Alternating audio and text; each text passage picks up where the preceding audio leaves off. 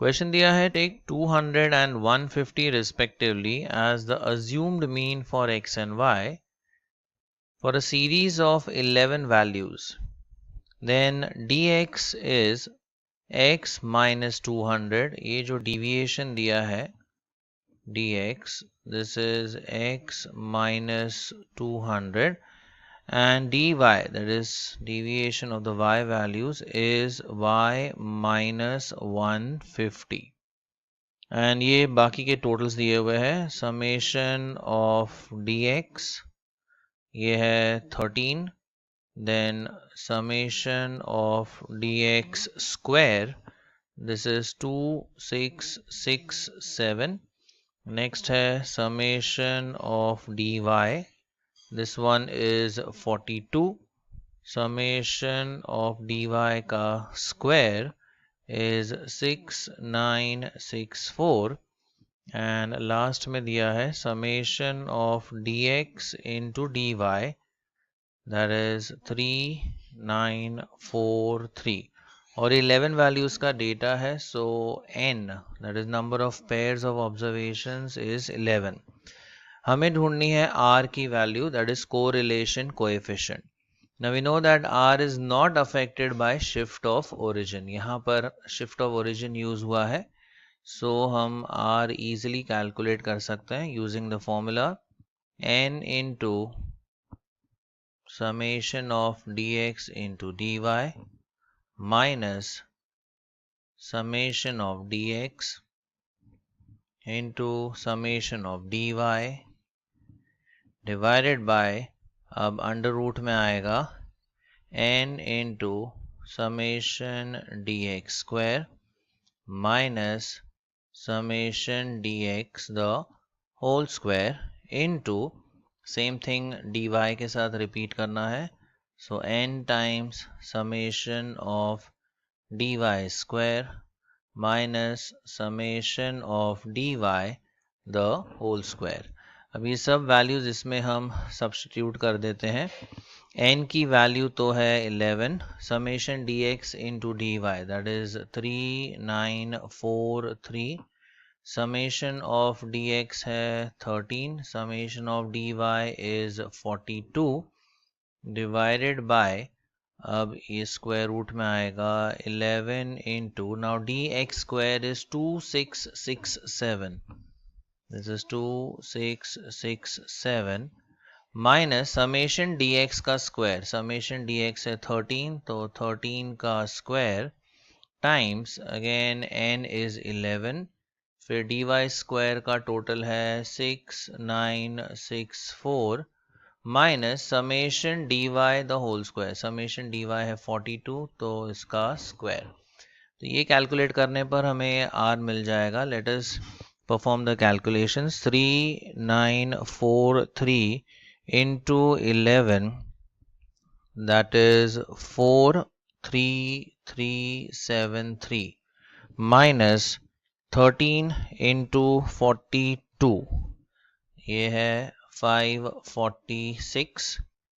अब डिनोमिनेटर में under root we have 11 into 2667, this is 29337, 13 का स्क्वायर is 169, फिर ये वाली वैल्यू 11 into 6964, ये प्रोडक्ट आता है 76604, एंड 42 का स्क्वायर है 1764. Let us subtract. न्यूमरेटर में we have 43373 less 546, so that is 42827, and ये डिफरेंस आता है 29337 minus 169, this is 29168, और ये वाला डिफरेंस देखते हैं 76604 minus 1764, this is 74840. ये दोनों को मल्टीप्लाई करके स्क्वायर रूट ले लेते हैं, तो numerator is 42827. Let us take the product. 74840 को मल्टीप्लाई करते हैं 29168 के साथ, एंड फिर उस वैल्यू का हम स्क्वायर रूट लेते हैं, तो डिनोमिनेटर में आता है 46721.869. 3 डेसिमल्स तक ले लेते हैं. So we have the value of r. Let us perform the division. 42827 divided by 46721.869, तो ये वैल्यू आती है 0.9166. तो अप्रॉक्सीमेटली हम इसे लिख सकते हैं 0.92, एंड ऑप्शंस अगर देखें 0.92, तो इसका सही आंसर है option C.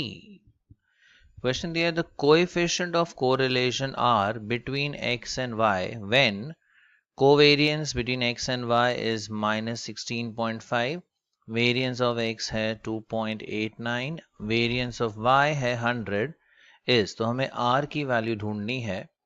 Now we know that R is obtained as covariance of xy upon standard deviation of x into standard deviation of y. लेकिन यहाँ standard deviation की जगह पर हमें दिया है variance, and we know that root of variance is nothing but the standard deviation. तो इस फॉर्मूला को हम ऐसे भी लिख सकते हैं, R is equal to covariance between x and y upon root of variance of x